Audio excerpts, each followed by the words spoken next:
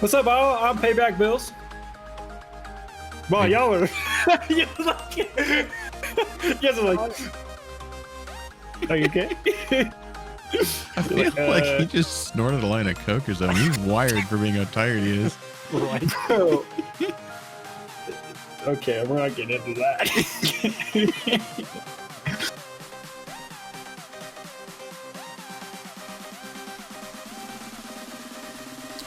All right. Well, my name's Brian, and I'm with BiCoastalGaming. Somewhere over there is Paybackbills, aka Josh, and down there is Greg, aka Demintele. Heyo. Heyo. Somewhere over there. You're not wrong, because Discord's got it all going on. Discord's got it all right wrong. now. So if you watch my version, you're gonna see he's there. But if you watch his, there, but then I'm pointing over there, and then Greg's easy. He's down there. Like this. But Greg's like those two idiots are up there. Oh yeah. Makes my life nice and easy. Oh my god. This is too comical, man. It's like Discord can't get it right. No, Discord, they're having a hard time with it. That's true. We try. Shit. So, I don't really know who you gonna moderate this. Is this what's going on? I don't know who to pick first, but I guess we'll go with the one that's that way. Hey, I know that Brian, this was kind of your poll initially of getting us all together to do this podcast thing. And I guess we can start off with you. Like, why do you want to have us come together and talk in podcasts? I mean, I wanted to make a podcast partly just to get kind of our channels out there and have a little bit of fun with it. But also we can talk about things that, maybe people are asking but don't want to or afraid to ask. So hopefully we can see our goofy sides where we're not like. Yeah, and like when we're live on stream, when we're live on stream, it's like, we're hardcore into it, but like stuff like this is just so much more chill. Well, I mean, I know, like, for me personally, it's like when you're in stream, there's so much going on. You have chat, you have, at least for my aspect of patrolling, you have chat, you have TeamSpeak, you have in-server, you have whatever's going on in the background. I know for Greg, it's your racing, right? I mean, you got to focus on that. Yeah, Greg's funny because you start messaging him and he's like green flag racing and he's totally focused. He goes yellow. He looks over at chat and typically just starts laughing because of who knows what to. I can't pay attention to the chat, and that's the one thing, at least for me, that's hard. Is I have to have my crew chief or my spotter look at chat, or a mod. Yeah, a mod always has to be looking at chat. I feel like for me, when I'm in your chat with that as well, is it brings another cool aspect because I hear your crew chief, chiming in, and then because you're so focused in, whatever, and like you just start laughing or whatever, and it's funny because it's like you can't read it, but you have your own version in your head of what's going on. My favorite thing when I chime into to Greg's streams is when the mod or the spotter who's like reading his chat also is like, hey, don't bother looking at chat right now. Just wait. Just don't look at chat right now. Just drive and make sure you don't wreck. Yeah. And like for me, I try and multi-stream and I do a whole bunch of games, but for the most part, I'm pretty much 5M. That's kind of been what I've gone to. So, I can totally side with you with like, you got TeamSpeak, you got Discord, you got, God knows what. And then supervising on top of it just from community ranks and stuff, so that just makes it all the better. That's newish to me as well, or you and I both in the last couple months. The supervising aspect too, because it changes everything. It completely changes your you're patrols. Like, cool, and then you listen to RT, you're like, what was that? And you're like, oh crap, here we go. And when you're live and you're like, oh crap, and you're like looking over, you're like, what other supervisors are around? Like, can I get out of this one right now? I really don't want to deal with it with an audience. But the other supervisor is really cool. It's been fun. I'd say definitely from a streaming standpoint, at least with Midwest, the other supervisors are pretty cool about trying to jump stuff for you. I've noticed that. Yeah.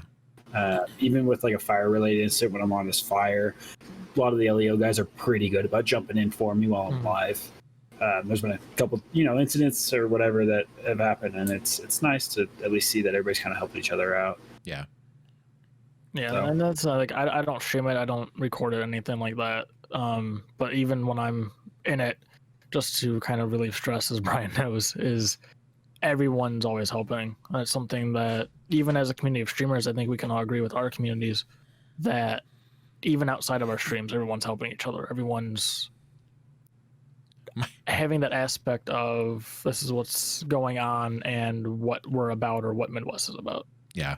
And I think my favorite thing about streaming and patrolling is when someone says something and all of a sudden your chat lights up. And like, because I mean, people from the community who aren't in server at the time or aren't, you know, they just want to chill and hang out and watch. They'll light off with something like, "Did he just say what I think I said?" Yep. Well, yeah, I was erasing because you get stuff that people say stuff while you don't have them muted. Yeah. You're like, what is that? Yeah. I think honestly that's the scariest part is like you guys have people in server that can go off the rails, and for me it's just you have the anger of everybody. Yeah. Yeah. I know for me I've been struck on Twitch a few times for words that, because when you're streaming you're held responsible for everybody's actions. You're whatever's on your channel. Yeah. You're not controlling the other 20 to 30 racers with you. Yeah. Right? And I've been hit for words that have been said in a race because someone gets wrecked or because of that. And I know for you guys probably as well, you've had scenes where it's kind of like that gray area of RP and being able to show it. Yeah, totally. Yeah. Thankfully, Midwest is pretty good about enforcing those rules. And I think the community as a whole is pretty good about not violating those rules of the community, which thankfully coincide with Twitch's TOS. Yeah. So. Well, and I guess, Greg, my question to you is, how did you handle those situations with Twitch? Did you have to like talk to somebody about that, going like, look, there's not much I can do with this situation within its hands of like what you can disclose with stuff like that? A lot of it was just deletion of VODs, deletion of videos. A few times I've been banned, like temp banned on Twitch. And it's kind of been reviewed because back before, I think it was like this past year, I didn't use a face cam. So you couldn't prove if it was you saying it, if it was someone else saying it most of the time. Gotcha. Because I would hide, I don't do it anymore, but I would hide where it says like the driver's name underneath my overlay. Just for kind of privacy purposes. Not anymore.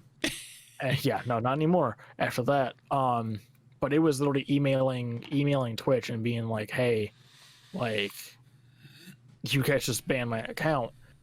This is what happened. Like, is there a way to reverse it?" And that's always the hardest part. Is a lot of new streamers don't use Facecam. Yeah, you're just starting out. You're just trying to get your ground going and figure out what works for you. And maybe scared as well. And I know I was for a while. Talk about face cams buying one right now. I mean, it's 2020 for anyone watching this in the future or listening to it. You know, we're specifically early August 2020. Yeah, so, we're still pretty full fledged, and we don't know how long it's going to go at this point. But you know, we're pretty full fledged into this pandemic. So we have, God, a C920. Anyone looked at one of those lately? What the price is? I haven't. I know they're through the roof though. Yeah, I looked at a 922 because I wanted to get a second camera for my stream, and I think it was 200. Let's look it up right now. I'll look it up right now. Amazon on early August of 2020 on Amazon, a C922 Pro is currently going for $154. Which isn't okay. That's not too bad. So it's come down a little bit. They have come down slightly. Because what I want to do, and I know Bryan, Josh, I know you with your sunglasses mode that's popped off in your chat. I'm not sure with you, Brian, because I'm usually at work when you stream. But I know for me, like especially racing, like Josh and you as well, Bryan, helped me with my wheel cam, which is just using this main face cam in front of me and tilting it down. But I kind of want to have one or two that's like a pedal cam and a where cam on stream. That'd be fun to watch. That'd be fun to watch. Yeah, especially position that right. That'd build a little body out of the boxes. It's like your head and your feet. Right. That'd be awesome. But going back to it though, with like using a face cam, you know, I think all of us at first when we started, we were scared. Oh, certainly. Yeah, I don't know. For me, it was a little different. For me, using on the face cam, I've never really been afraid of like public image or public talking and stuff like that. So for me, it was like face cam. Yeah, as soon as I get one, I'll throw it up there. It didn't really freak me out so much. But I got an age gap on both you guys, so yeah. That just may be part of you also growing with the technology compared to us. I know growing up, I was raised, protect this, protects that. Oh, God. Careful about what you put out, even if it's your face or video, whatever. Be careful what you put out. Yeah, I know. I'm still that way. I'm still very specific what I like, what I repost, all that stuff. And even when I put out, I'm very conscious about. As you should be. Yeah, I've tried to become more conscious about it, just because, like, as I'm building my stream and my brand and my community, obviously I don't want to put something out that is like just wrong. Like, I mean, I have my Discord has a 18 plus channel, not safe for work, but I specifically put in the rules like, guys, keep it, there's certain things you can't do, keep it somewhat reasonable. Yeah, there's other places you can go for stuff like that don't need to happen here in this Discord. It doesn't need to be this community. That's not the kind of toxicity I want to promote. And the thing with me, and I know Josh, maybe it was the same way for you, but I'm trying to transition here. But for me, like, the reason why I didn't use a face cam was growing up. The reason why I stream is an outlet. I wasn't the most popular kid in school. I still definitely am not the most popular, just because I'm opinionated, but I'm quiet about it. So once you get to know me, what's your opinion until we get into a group like this? Right, and then it's just out the window. But opinions don't matter here. Yeah, honestly, it's in a good way, not the bad way. Right, no, 100%. It's we can say whatever, and we're there for each other. Yeah. And that's the whole reason for having a group like this. But for me, like, going through high school and everything, I went through a rough patch. I went through, and a lot of my friends did too, of like, I don't know if it was our age group, Josh, but it was like just everybody, it seemed like had some sort of depression or some sort of something that brought them down at one point. Yeah, for sure. And for me, it was that outlet of not only can I feel like I'm giving back, but I can de-stress myself. Yeah. I feel the same way. I definitely have used this as an outlet. I've dealt with depression. I've dealt with, I guess you call them mental, not like mental disorders, but just mental problems. And this has just been kind of a place that I can chill, hang out, make new friends, meet people, and that's is that also kind of the big piece of growing up as well that I've kind of realized is you're going to go through these dips. I know for me, Greg, same thing. My sophomore year of high school specifically was probably one of my worst years in high school. Mm-hmm. Just everything went wrong, every little thing. And I could pinpoint left, right. It's like, and then somebody down the road goes, well, that happened to me, but this also happened. And it's just like, yeah, I think high school's a rough time for a lot for me, it's a big learning. I apologize. I'm going to like move my camera mid podcast here. For me, it was 8th grade going in the freshman year was my heavy downfall, and then just high school kind of just train wrecked. But it allowed me to start streaming at a really young age and kind of get my bearing about how to network at that time, which for me to even come out of my shell. Too. I want to hear squeaky, Greg. Yeah. So were those odds about that? No, there is. I'm sure. My YouTube channel actually still has stuff. You still have some old stuff? That's awesome. I know what I'm doing after this. Nothing's viewable. I pulled that a while ago. All right. So you went private with it. Yeah. I still have it archived. Everything's still there. That's good though. Because memories at least. That was my start. It was literally, and this isn't this upsets me, but my start of streaming on YouTube was a tablet on a music stand. Yo, that's awesome though. That's sick, dude. That's awesome. Plugged into it. That's sick. Yeah, I know a couple people that started that way. They were doing like their whatever, and they're filming their tablets. Yeah, it's nothing major, but for me, pulling hundreds of views, because YouTube was a new thing back then. Getting a few hundred views when you were a kid was like, Dude, That's incredible to pay. pay. Like, the president, like, yeah, it is though, with how much is out there. And for me, like, that's why I keep doing it as much as, and I know Brian, you've seen it, Josh, you've seen it, you guys have known me for years, where I just disappear. I stop. Something comes up and I just stop.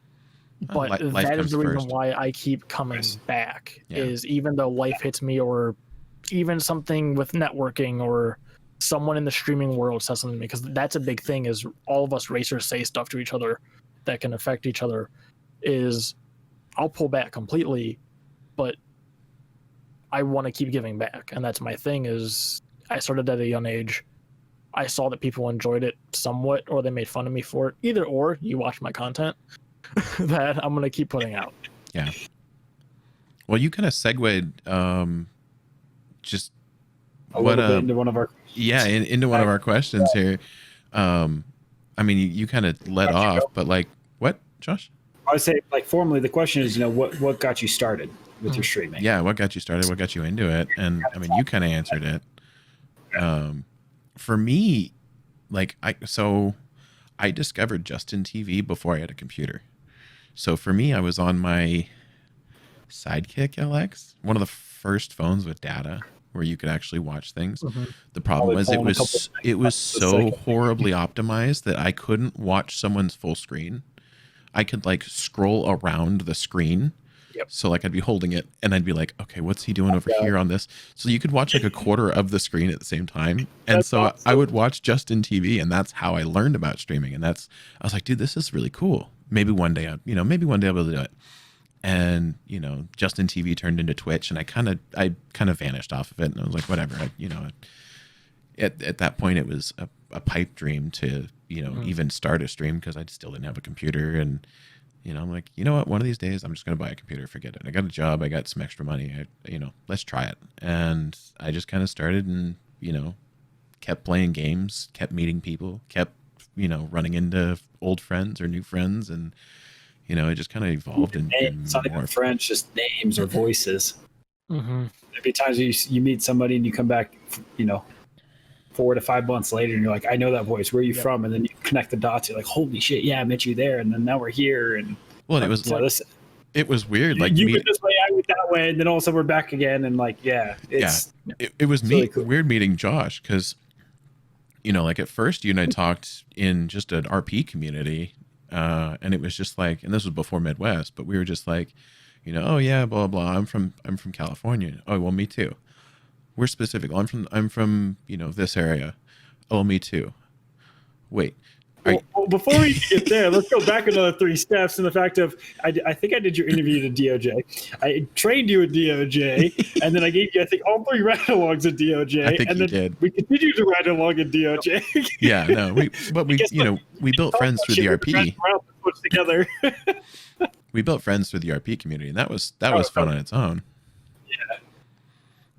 Yeah, and then ask around, you're like, this, that, and you're like, holy crap, at the time you were on the East Coast. I think that's when I started. When we first met, I was in Maine, and I had, oh my god, my internet in Maine. I couldn't believe I could even RP, let alone stream. So for anyone that would even think the internet could be as bad as it was, I had 7 download and 0.7 upload. 0.7. And not you still even have better connection than some people in server. I did, yeah. By the way, you what? Do you right now? Oh, see, proof. Internet doesn't make a difference. Well, it does, but like, for me, you can do it. For me, which I will apologize to anybody watching this monstrosity of a basement behind me. Right now, because of the whole pandemic, I moved back to my parents' house. If you're viewing or listening on Spotify, we're illustrated for you. Top to bottom stuff. There you go. Not wrong. Not wrong. Top to bottom, left to right. Pandemic, I moved back to my parents' house. I couldn't afford anything. Understandable. And for me, with my parents' house, the internet I think is 5 down and like 0.5 up.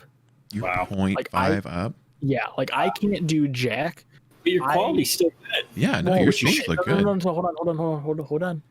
So for me, I went out and bought my own internet for this house. Oh, there it is. Okay, streaming. there So it like is. this recording and whatnot, I'm on the internet. But if we were to just be talking like we normally do, I'm on the I can't do anything if I'm downloading. That's why you guys will see me drop calls if I'm downloading something. Gotcha. Okay. That makes sense. But yeah, I mean, internet for the most part, as long as you have a base package, which most of them's usually decent, you can stream right off the bat. Yeah. You can upload to YouTube right off the bat. I'll kind of segue into myself. So, Brian, you said Justin TV was kind of your start. Greg, for you, was an outlet in high school. For me, I went through the YouTube thing when I moved to LA. So I graduated high school. I moved to LA. Actually, it was just before my kind of kicker was Jeff Favignano. Oh, dude, I love watching Jeff. Jeff's amazing. I found him at number 3 LSPDFR. Watched the first 2, and I had him on. I had that little bell on, and I watched him religiously over and over and over. See, and for me, it was Barry Bugs. Well, and then from there, because he started uploading those DOJ videos, I learned about Bugs, and then I watched Bugs, and I like caught up on like the 3 to 4 years of like content posting he did. Yep. And I mean, I just was so obsessed with LSPDFR. So for me, that was my start. Is I was like, I need a gaming computer, or I need a strong desktop to allow me to play LSPDFR.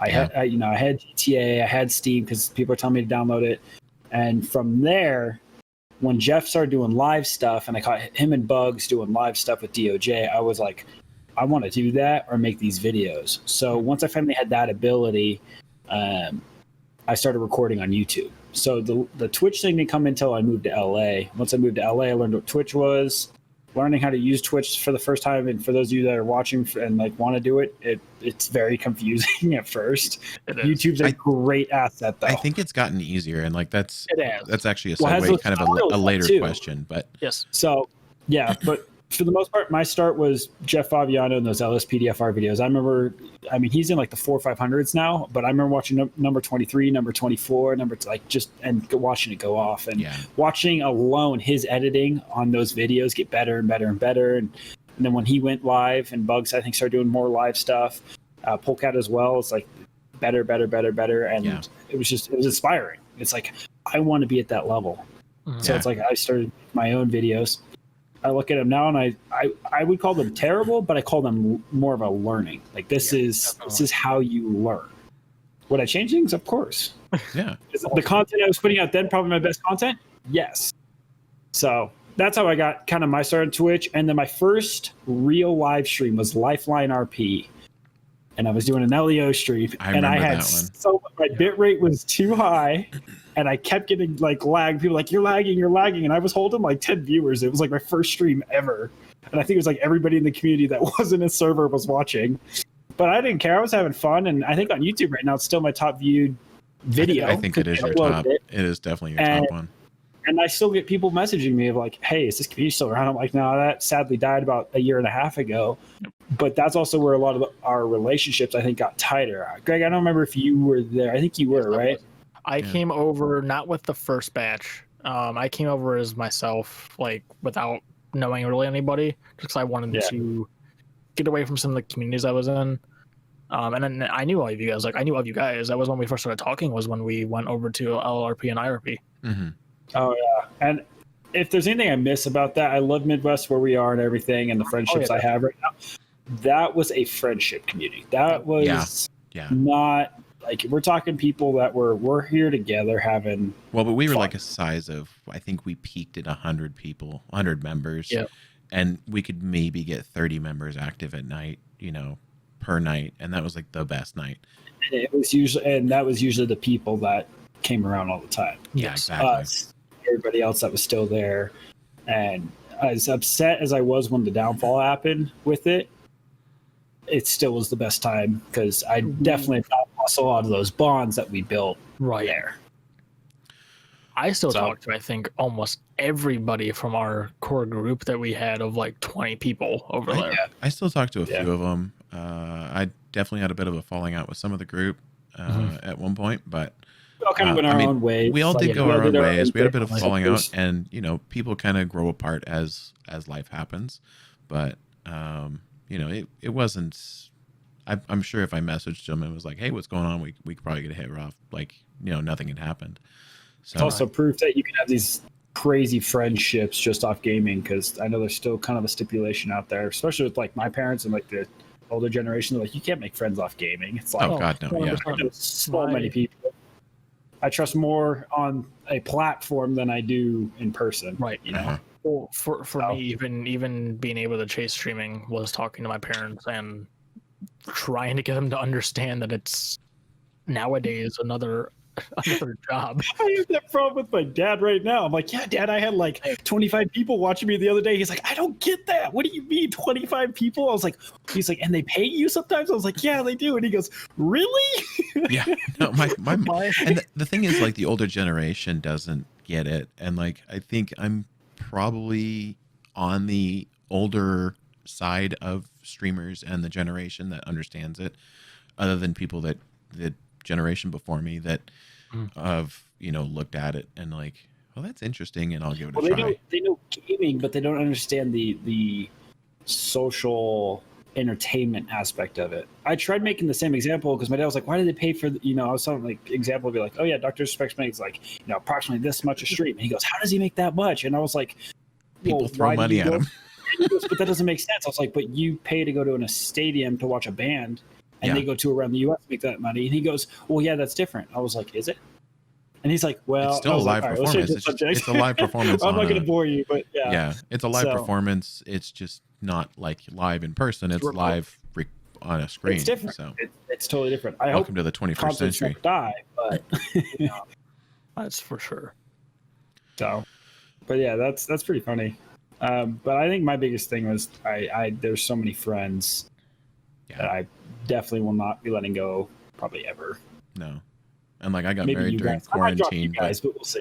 I don't know. Okay. I got married during quarantine, but like, once this is over and I have a wedding, we're probably going to be like, hey, fly you in, because all your friends are all over the country. I've already joked. The 300 people that are going to be at my wedding, probably 110 of them will be all gaming buddies. Same joke to my parents about it. I'm like, yeah, if I ever find somebody that's happening. I'd say, and guess what? I've probably only met 10 of them. Yeah. The rest of them I've only talked to on, this platform. Some of them won't even FaceTime, listen to me, do Discord video calls. Yeah, things like that. And it's like, well, hey, first time you meet, I guess it's going to be at a big event. Josh, just because you kind of started touching on a little bit, but when you did first start streaming, what was like? Did you have any like goals in mind, or what were you expecting, or? And then has it changed kind of then to now? I mean, because obviously I still reference like my start of streaming was more my YouTube-ish era. I remember I was doing editing every day, and then so for me streaming, I did go through that hype of wanting to be like a big streamer. My goals, I think at least for me, I wanted to be a big streamer. I wanted to be known. I want people to be like, oh my God, that's Paybackbills, whatever, right? For me, though, it's changed to where I just want to provide entertainment where I can make somebody laugh through it, even if it's one person. If I can make one person even smile on my stream and they go, oh my God, that made me laugh, my day is complete. You know what? And I've had people say like, oh, what about money here, money there? I'm like, you know what? I have no issues working. I have my career path I'm still going to follow. I'm very appreciative of the subs and the bits and all that stuff. But for me, if I can get you to laugh, smile, even change an emotion where it goes positively, my job is done. I am happy. If you come back because of that same thing, that's what I'm here for. Mm-hmm. That is my current goal now. So yes, from the beginning where I wanted to be big dog making all the money, yeah, it's totally changed. I am here purely for the entertainment of making you laugh, making you think. There's education stuff I try to put sometimes in stream. I will probably blow your mind sometimes with some of the stuff I say, and I blow my own mind because I'm like, what am I saying? Let me Google this real quick. And it's like I tell people, if there's something that comes up on stream where like it's, for example, medication, because we're running an EMS call and I don't know, I will bring it up. I will learn while I'm teaching you, or trying to teach you while I'm trying to learn, and that's what I'm all about. Yeah. What about you, Greg? It's definitely changed. I mean, like I said, I started streaming, recording when I was 13, I think. Yeah, you had an interesting That's start. probably changed 12, 13, 14 times. Yeah, You know? it's changed a lot. Channel with your puberty with you. I went through so many name changes because I was like that angsty kid of just this name doesn't work or changing like what I do, and that's kind of the whole reason too. Is I change what I do. I used to quite a bit.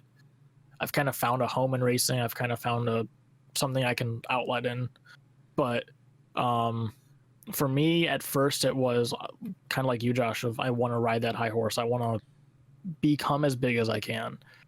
And after going to different conventions and kind of just meeting people, especially like you guys, you realize that it's the community that you build and the outlet you give others to provide entertainment, to change up their day, or to have them be able to come to you and as an outside source to change things. And that's what I'm about now is, yeah, cool, Josh, I'm kind of like you of, okay, awesome, you gave me bits. If I get big enough, yeah, I would quit my job to do it, but I'm here to provide content when I can and to make that community that people can be around for a while and know that they have a home per se.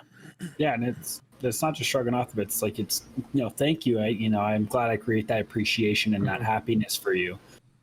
But you know, that's not why I'm here. So yeah, I feel you there. Totally. And I feel like Bryan, I can see your face.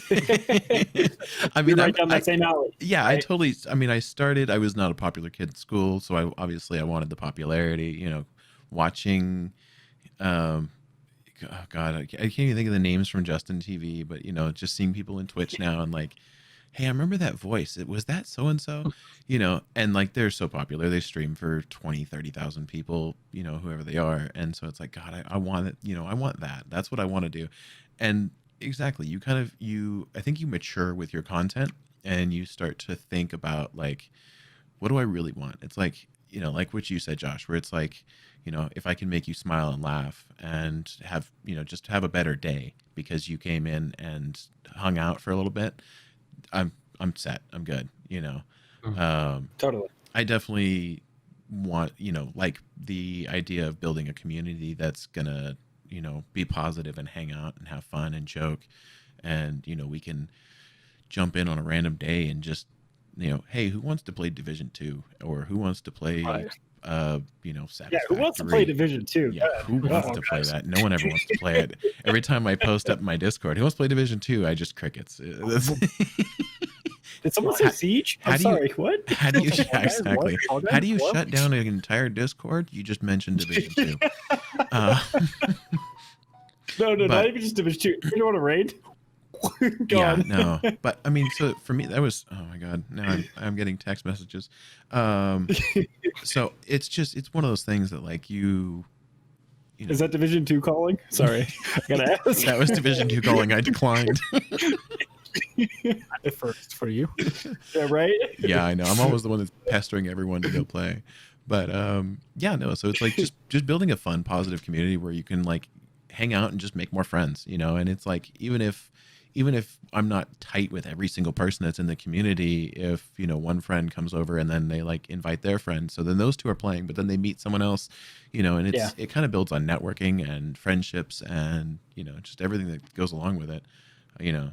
I know all three of us try and keep our chats positive. We try and keep, you know, everything going. You get a troll in once in a while and they're just like, you know, F this, F that, dude. Happen. And you're just like, you don't even hesitate. You just go over with the mouse, ban. It's like, see you later. You're not even gonna just tab out. Oh, see you. So I mean, or a mod, you know, you just see in your chat, it's like moderator banned. And it's like, oh, cool, thanks guys. I think with Twitch and any content creation at all, you're going to have that. I mean, yeah, and Instagram, Facebook, athletes, Twitter. I mean, everywhere. And the bigger you get, the more there is. The more, definitely. So it's one of those things. I had another question I was going to add in that I totally spaced on that we didn't have yet. It's going to come back to me, and I'll throw it in when we do. I've totally spaced out because we had a tangent a little bit, but honestly, because Brian started with this a bit, and Josh, you started the nagging on it. But what is everyone's favorite game currently? Favorite game currently? Crickets. I mean, that rotates. I mean, you can't peg. I mean, we'll watch this in a month, and what I probably say now, I'm gonna go, why did I say that? Because I can tell you a year ago, 2 years ago, it was PUBG, and then it rotated into Rainbow Six Siege, and then it rotated into Division 1, and then I was like, holy crap, Division 2 is coming out, so I played Division 2, and then I mean, it just rotates. Right now, currently, as of early August 2020, GTA 5M is what I probably have to label, while I'm starting to tangent back into Rainbow Six Siege. I used to play that very heavily, and I got pretty decent at it, but I'm, those two is probably what I'd label right now. If you asked me a month ago, I'd tell you Division 2. And so that's the thing. It's like, for me, if you asking that question is like, what's your favorite game to play? And it's like, what's your favorite game to play solo? And then what's your favorite game to play with friends? And like with a group of friends, Division 2 for me is a blast. But if I get in and try and solo grind that right now, I just want to pound my head into a wall. It's just getting to a point where, you're like, I'm currently at a point in that game where, I have to find the most elite of elite guns, and or armor, and it's like, it's a grind. It is a grind. But I mean, I don't mind grinders. I played Borderlands 2 and Borderlands 3 a little bit. And dude, they're just looter shooters. The more you kill, the more you find, the more you throw away, the lucky chance you get of something else. The RN gods, whatever you want to call it. But favorite game solo, I'd have to say probably 5M as well. 5M, I can get in, and it's funny because you can't really say it's solo because it's a multiplayer thing. But like, for me to just go into my stream or go into the game by myself, not in a voice call, not in something else, 5M is definitely a nice escape and a nice fun place to hang out. What about you, Greg? For me, I would say, and I'm kind of with Brian on this, it's a multiplayer game technically, but you can do it solely, is iRacing. That's my outlet, is just be able to drive a car around, even if it's in the solo test session of just screw it. I'm going to just drive a car into a wall or something to take out anger or actually try. Depends on what mood I'm in. Multiplayer, currently I'd have to say Fall Guys because it just lets me laugh. So much fun right now too. I mean, it's definitely working its way in because it's just so random. Is it one of the most popular games? Yeah, and is it kind of a bandwagon game? I mean, it's definitely a bandwagon. I'm wondering how long it's gonna, like, in 6 months from now. Where's it gonna be? I was saying, speaking of that, I just had 3 friends that hopped on that today, and I was like, oh my god, they bought it. Yeah. Which is awesome because everybody's content creators earlier before we did this, because I know you guys were doing other stuff, and none of us bought it on PC besides myself, and they all switched from PS4 to PC to play it together. And it was like, awesome. Oh my god, because we're at the point of we have enough people, and I think even our group has enough people that if they make private matches a thing, we're all screwed. Oh yeah. Oh my god. I wish they got to figure out this server stability a little bit, but once they do that, that's super true. So, going off of that, we're gonna go the inverse. What's a game you haven't played in forever that you want to get back into? I'd have to go into but I guess let me put a little asterisk on this. Of you think about getting back into it, you sit down and then you go click into something else, or you go, oh, it's not downloaded, so you go somewhere else. So you don't even think about it.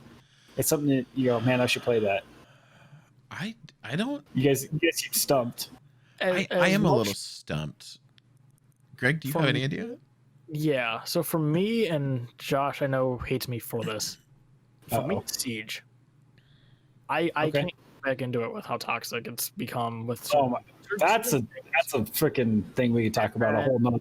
That's an entire podcast 100%. On its own. Oh, yeah. Right.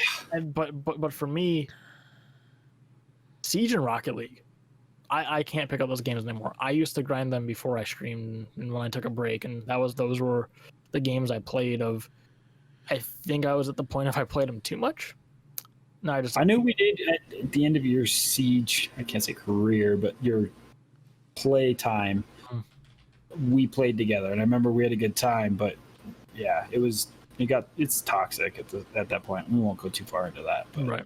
that one is definitely on another time. Yeah, Brian. I mean, game I want to get back into. Or just something that kind of crosses your mind.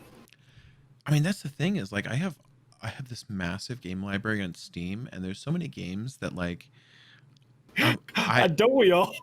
Well, no. So like, I have Steam, I have Epic, and I have Uplay, right? And so like, you know, Rainbow Six Siege is fun. I don't really get into it to like your extent, Josh, but like I find it fun when there's a group of 5 of us to go in with a full team at least. And I have the game chat off. Like it kills me to even read that stuff. For the toxicity of it. So I don't actually get the exposure of the toxic manner of it. I know Satisfactory. There's days where I laugh at it. There's other days where it's like, and that's the thing. I'll throw my monitor across the room. I'll jump in and I'll see you. I'll see you like playing, and I'll like jump in your voice chat or something or the group chat, and you guys are just screaming and cussing at the walls. And okay, it's like, okay, I'm leaving this one. I don't even want to be around here, And then there's other days that you guys are laughing and it's like, hey, you got room for one more, So it definitely depends on the vibe of the room and the group. Payback is about 3 drinks deep.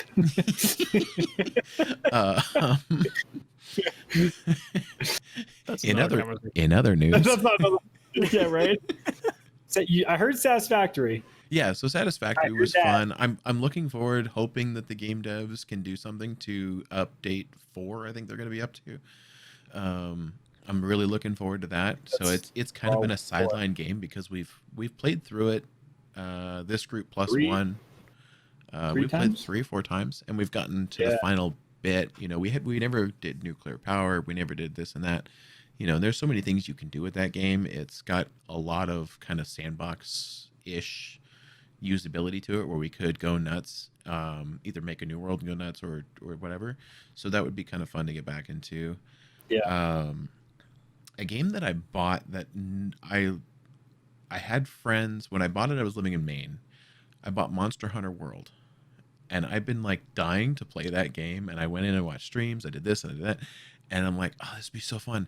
And I bought it mostly to play with friends. I don't enjoy the game solo. I'm not good at it. So it's a game that, if I had a group of friends, I'd be down to go try Monster Hunter World again. And I think I did like the first 3 levels and just shelved it. So that's probably the one game that's like I'd like to get back into, but I would need a group to do it. I got you.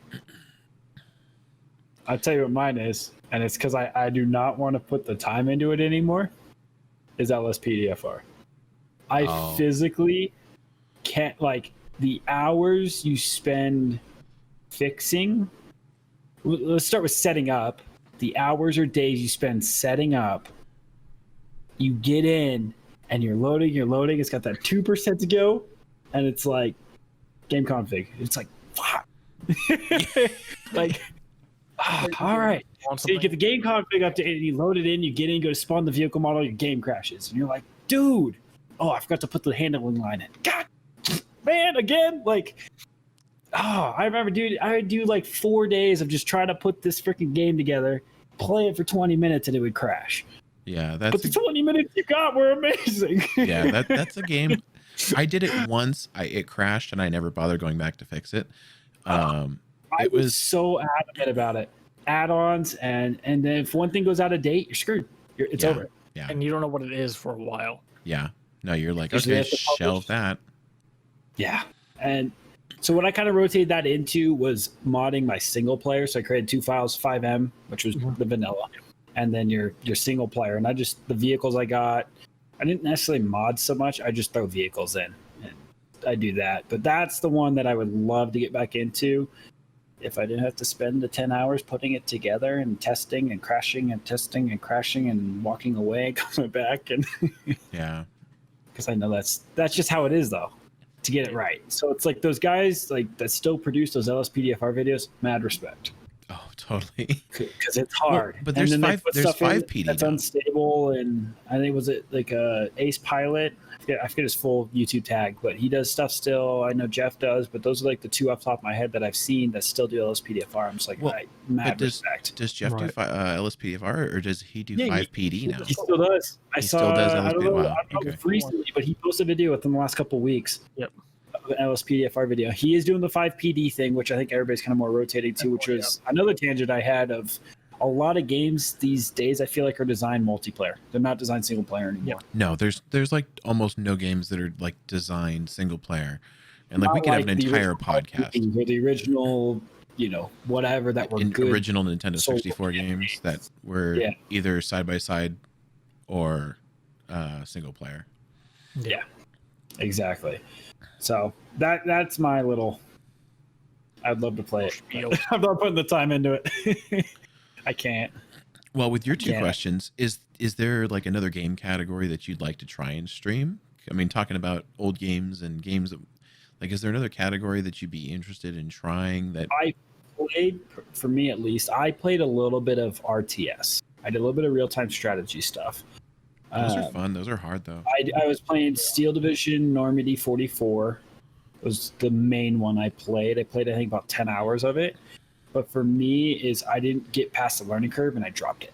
And part of the reason I picked it up is I was like, oh, World War II. And I'm a World War II fanatic. I love talking about it, going over stuff like that. But I think RTSs, especially in a multiplayer aspect, would be really fun. That's for me. Going off of that, and I know we talked about it at first, it's learning the game and getting a computer that can fully optimize it.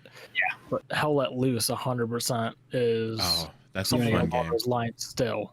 That's a fun game. We gotta get you into that one. That's something I would like to do a lot more, even if it's just off camera or recording it, is Hell Let Loose and being able to kind of show you guys, especially like, because Josh, you used to do RTS. I know a lot of the stuff we do, even if it's just RP, that's honestly RTS. But being able to do that militaristic, that milsim sort of style of gaming. So we had our old group, the one that went from Lifeline and Infamous, kind of backtracking and bringing it into current. I know a lot of them went into milsim. A lot of them went to. We did the squad thing. Remember? We did the squad thing. The whole reason I bought squad and only played 3 hours of it. No, but like the group that we kind of disbanded from. I know part of them went off and they went and did milsims. They're doing Arma communities and stuff like that. Yep. So that sounds intriguing, and I know we have some people in our current group that we're regularly hanging out with that do Arma milsims. And it sounds interesting. I think compared to GTA RP versus Arma RP, it's like they don't have some of the things like, as we call them in GTA, locals, Yeah, in Arma, there's no locals, and it's a lot more time consuming. Yeah, it's a lot, and I mean, there's definitely gonna be a learning curve there too. Curious what the viewers or the people that follow our channels and stuff would think as well. If they saw more of that. I know Hell Let Loose it's fascinating because it's so different. The one problem I have with streaming Hell Let Loose, and like I like playing the game, it's fun, but when you stream it, is stream snipers. Like I don't know. There's a lot in that. I'm sure Arma and Squad and all those guys have it too. All of them. I think any of the FPS games, you do have a lot of stream sniping, which it just gets annoying and old. There's a reason. That's part of the reason I don't stream Siege at all anymore. At least, especially when I was going through my period with it, I just stopped. They kept getting people in the chat going, "Hey, man, thanks for the heads up during that game." It's like, can't even have For us, we're so community based, we're so chat related that having a stream delay kills us. Yeah, no, and that's you go into stream and someone says, "Oh, that was sick," and you're like, "Wait, what was sick?" And they're like, "That thing that just happened." You're like, "Well, that's 5 minutes ago." So for me, it's a disconnect, and I don't like the disconnect between chat and stream. You almost have to turn chat off on your screen because I can't because like I have two monitors. Like I have over here, which once again is reaching towards Josh, but it's not. It's reaching. There we go. So, um, but like over here, I have my second monitor and it's vertical, and so I have chat over here. I have Discord. I have everything set up, and I have it perfectly set so chat is right next to my game, so I can look over at chat and be like, okay, well, who says what, and I can kind of keep up with chat. If I were to disconnect and shut that off, dude, I would not know what to do. I'd be broken. Right. Like, I love talking with chat. That's for me. That's the reason why I have Alan, who's my crew chief and spotter, connect with chat so much, because sitting there and I think you guys have seen it. When I race solely versus having him in my ear, there's different feels. Mm-hmm. Like, it's the same exact game, same exact thing, but you lose that, because even for me, obviously, Josh, you said it, under green, I can't focus on chat. Especially if it's a bigger race too, that's really gonna affect your rank. There's times where it'll go 80 laps, and I'll be like 20 minutes later looking at chat going, what did you say that about? Yeah, no, there's a huge disconnect sometimes when you're doing iRacing, which it's. I think the people that watch iRacing, they definitely understand that, like, okay, you're racing, like you can't look over at chat. And I mean, I know that I've seen iRacing where people like have a camera back here that shows their stream and shows everything, and you see like there's a monitor here, there's a monitor here, there's a monitor, like they have crazy setups for. I wish. I need a second video card to run all the monitors they run. Yeah. But I mean, it's crazy just to see the setups that some of these people do to stay engaged with chat. And for me, it's like I work. This is my hobby. I would love it not to be, but it is. So well, some of those guys, first one comes to mind is Chuck Dix. He's that Hell Let Loose streamer, very big Hell Let Loose streamer, and he does that too, where his whole room's a green screen and everything. And part of his setup is an editing room. So those 5 monitors relate to his editing as well. And, that plays in a very big factor. Because I can tell you from my editing experience from when I worked in the film industry is like, if you had 1 monitor, it sucks. You had 2 monitors, that's great. If you had 3 or 4, it's fantastic. Because you can have your video dump over here, you can have your editing streamline over here, you can have your main clip here, and you can, whatever it is that you're editing. Yep. And it's fantastic because you have all this room. And you relay that into streaming. The more monitors, the better, because there's more to have. Once you get comfortable with the way you have everything set up, that's why I'm missing my 3rd monitor right now, and it's like on streaming, it's hard because I can't make chat as big, I can't make the events as big, and you got to scroll and this and that. I know that feeling. I only have 2 monitors, and I'm like I'm out of desk space right now, and kind of like Greg, I had to move back in with family because of cost of living, cost of and just life. And so I'm like, this room, people that are watching can see it, but it's like a spare bedroom, computer room, that I just kind of stuff my stream in the corner and I just kind of do my thing. Yep. And so, hopefully one day I can get my own place, and thankfully my wife's amazing. She's told me that she's like, you can have a room as long as we have the space. I'm like, okay. So my lady said, she's like, yeah, after seeing you do your streaming and stuff, I kind of want to walk around our apartment, so we'll make sure we get a second room when we move.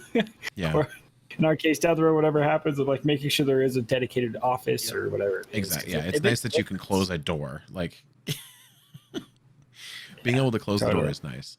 It sucks because like I got AC and there's a window back behind my monitor, but it still gets hot. So like when I do get a dedicated stream room, I need to like have a AC vent that blows in nonstop or something.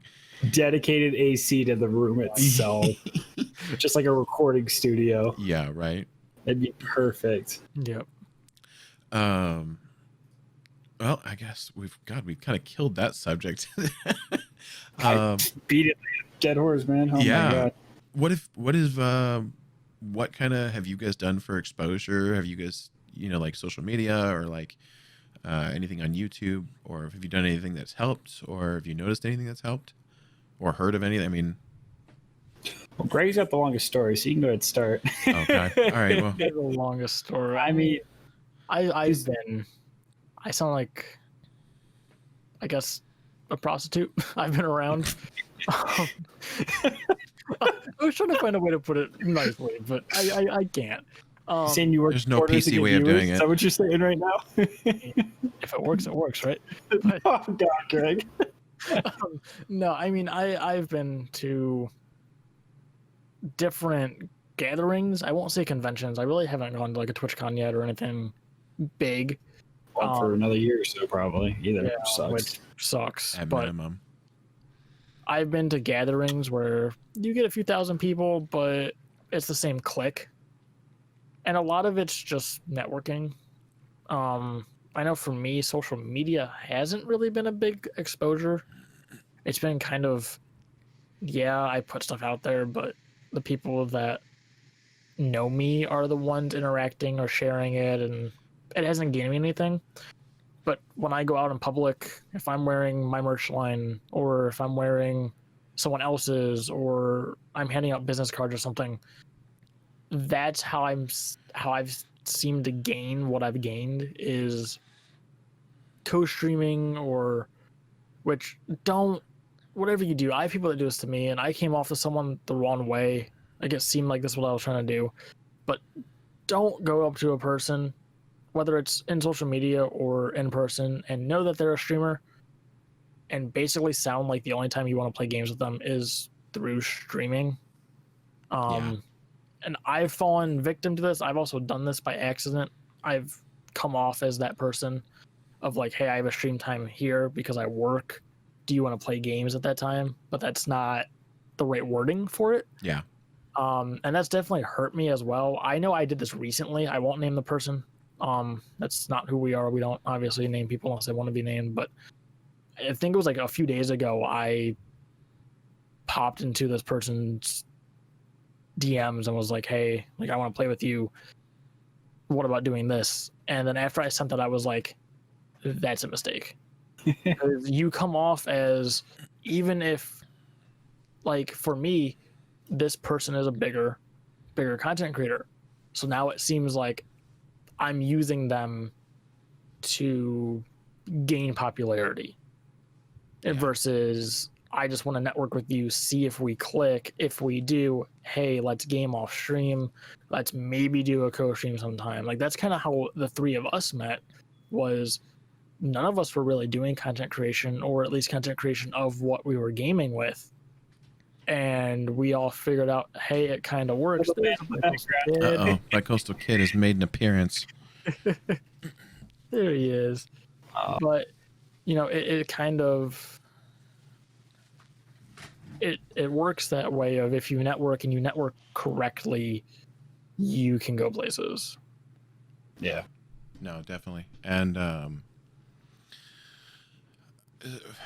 for me, I follow the biggest names in the industry, and who they, what they recommend and what they say and this and that, and they're like, oh, make discoverable content, and anyone listening to this and is doing the same thing definitely knows exactly who I'm talking about. But make discoverable content, and you'll be found, and you'll get a natural growth. And so that's kind of the route that I've been trying to follow. It's just trying to make something that can be found so that people can find me, because we can have an awesome community, but if no one knows it exists, then how are they going to find you or come and hang out to learn about it? So I started making a couple YouTube videos, working with a friend who found me, and he's like, hey, I like editing, what do you like doing? I'm like, well, I like streaming. And so we're kind of been working together and building our brands together, to turn it into something bigger, hopefully, where we can have a good fun community, and that's however many people large, and just have a good time with it. Yeah totally. I know for me, for my exposure, it's more just talking to people, I think. Because I knew a couple people that tried, or I don't know, so yeah, tried streaming or tried doing YouTube. And what they really did is they started shoving their content down people's throats. Hey, check this out, watch this. Hey, check this out, watch this. And that's kind of like where I was like, what I am posting and what I'm going to put out is going to be what I enjoy and what I know I would want to watch. So for me, at least my exposure for the most part, yeah, I have a Twitter, yeah, I have, you know, my Discord and YouTube and Twitch and all that. The growth for me just comes from what I put on YouTube, and just talking to people. I think is my big piece. Getting to know people, and then from there, it's like, hey, you know, what do you do, this, that? It's like, oh yeah, no, I stream there and there. Oh really? Hey, yeah, check out my channel. And then from there, like, oh, that's kind of cool. And then they end up showing their friend or whatever, and it just kind of, you know, spreads out like that. And you know, there's all sorts of ways to put yourself out there and get exposed. And I'm not saying my way is perfect. I'm not saying that, you know. I don't think there's any perfect. I mean, no, it's not. It's whatever works for you and how you project yourself. I feel like is probably that biggest. How you project yourself, how your community runs, how, and just what you can do. I mean, people that are watching this, they, you know, I'm sitting here holding my 5-year-old who decided to wake up. But you know, we're all really busy with life, and so, you know, getting together as a group was like, okay, you know, well, you have work, you have this, you have that, and so it's like, all right, well, you know, we're recording this after his bedtime, you know, so it's you know, you find time to do what you. Oh, yeah, but you know, you have to live outside of the country. You have to find time to do things, and you know, how do you get your exposure? Well, you know, you make time to do things to get yourself out there, whether it's any one of the different things that we've said we're all trying. And you know, if someone else's grabs traction, I'll totally switch gears and try something else, you know, and see where it goes. I think that's another big piece, at least newer content creators, and I'm still new. Heck, I mean, yeah, you need to adapt and change to what's not working. Now, you may not know exactly what that is. I know for me, simply, it was like, how can I get myself to be more or create more entertainment within a stream itself? And I, like you guys had talked about earlier, but I came up with the sunglass mode thing. I don't know where that came up from. I think it was a late night talk, Brian, you and I had or something. Yeah, it was something we had talked about. But you know what? Throw that in, and you know, you have that thing. That's been a hit on your channel too. Yeah, and like with your soundboard, I know that as you integrate more stuff in your stream with that, that's like your thing. Yeah. Greg has G Fuels, and we're just gonna leave that there. Yeah, but Greg got me hooked on G Fuels, so it's his fault now. I know, right? We're gonna die of a caffeine overdose. Thanks to Greg. Yeah, you're welcome. I hate you. I hate you. Yeah, right. Oh, that was pretty good. I'm trying not to laugh to wake him up. He's dead asleep. For those you don't understand, you'll definitely find out down the road in the podcast. Brian has both those, myself and Greg, recorded. Let's see if we can demo these real quick. There it is. There we go. And that gets played pretty commonly. So. Oh, it does in your streams too. Oh, and it's just. What these little things that you build and you bond over, and it's just these dumb little things, but they're awesome. It wasn't really a planned question, but just since we are kind of talking about setups, like what kind of audio setup are you guys running? Thanks, Brian. I have Brian's G-Track Pro that I've been running, and then I have a HyperX Cloud 2.0s, something like that. I'm running for my headset, all wired up. That's what I'm running right now for my setup. I have an AT2020 that was sent to me by another racer, just because it's a little bit more studio mic versus this lovely floppy the boom mic thing. A headset. Yeah, which I used for, actually, I've had these since these came out. These are the HyperX Stingers. I've had these for years, and they still work. There's audio issues. There always is with wired stuff. I know Brian's over there was probably the most expensive setup, but I've definitely invested the most into my setup. Yeah. You did. You did. Rightfully so. I think I'm going to here soon, but I mean, I'm rocking my AT20 and my HyperXs. So once pandemic prices drop, because I got to go XLR, and it was $400. It went up to $500, and that's when I bought mine. And then it skyrocketed. Yeah, exactly. And then like less than a month later, pandemic started because I got the GoXLR, I think February, maybe January. Yep. And early March it started. Early February. Yeah. Yeah. Early February. And so March it started, and like at first the GoXLR price didn't skyrocket that hard, and so I was watching them because I wanted to get a GoXLR Mini also. Because I mean, hell, I've already put 500. Why? What's another 250? You know, Christ. But and then I looked at just this month or last month. Well, we're early August, so it was last month. I looked at the GoXLR and I found one $1,500 on Amazon. Yep. I'm like, that's it's still at that. It's still at like 1,000. They're still floating around 1,000. Yeah. So I mean, oh my God. Right now it's just ridiculous to upgrade. But I did that. I got the XLR mic. I used a Rode Procaster XLR mic on a boom shock mount, and then I got peripheral. I got the Stream Deck, and I loved that thing. That's been an awesome addition. And I know I got mine because of your hounding, and I will say that because you're like, you get one. Yeah, when I can do it, I kept tabbing out to switch scenes to mute audio. As soon as I bought my Stream Deck, I tell everyone, like, if you're going to stream, it's borderline it's a game required. changer. It's needed. It's needed 100%. to have. But you don't even need the Stream Deck. You can just get one of the $50. You get a button box. Huh? Like a button box. Yeah, you can get a button box, and it would be just the same. It'd be fine. The Stream Deck's nice because it has a whole bunch of integrations. And I have a key light coming. I found one for MSRP on a website. It's no longer in stock. The shipping was 2 months, so I should expect it sometime in September. I got mine from Elgato when they restocked like a week ago. I'm thinking about getting up the Key Light Air as like a second light.